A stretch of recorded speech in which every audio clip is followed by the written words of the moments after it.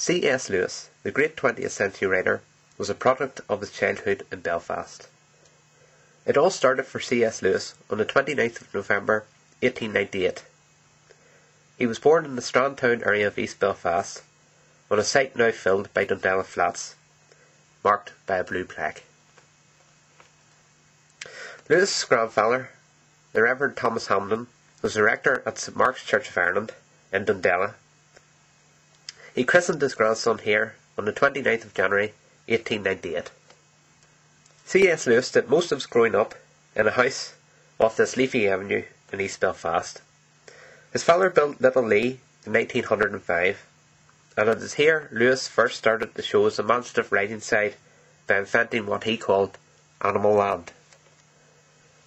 Just across the avenue is Burna, the home of Lewis's friend Arthur Greaves. Here, in 1932, when Lewis, having refound his Christian faith that he lost at school, wrote The Pilgrim's Regress over 2 weeks during his stay. Lewis later dedicated the book to his friend Arthur. When it came to creating his best-known work, Lewis, like all writers, drew on his childhood experience.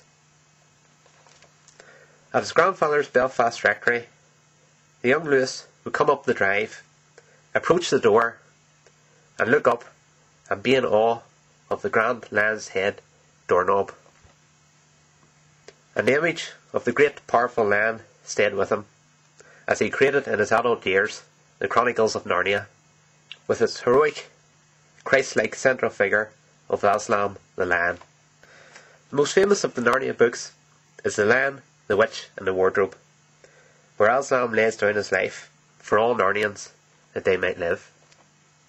But C.S. Lewis drew other elements of Northern Ireland into his Narnia stories.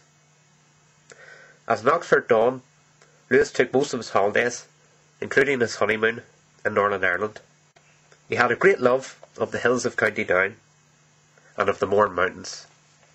And so, when he came to draw the map of Narnia, he remembered the landscape of the kingdoms of the Mournes, and the two are greatly similar.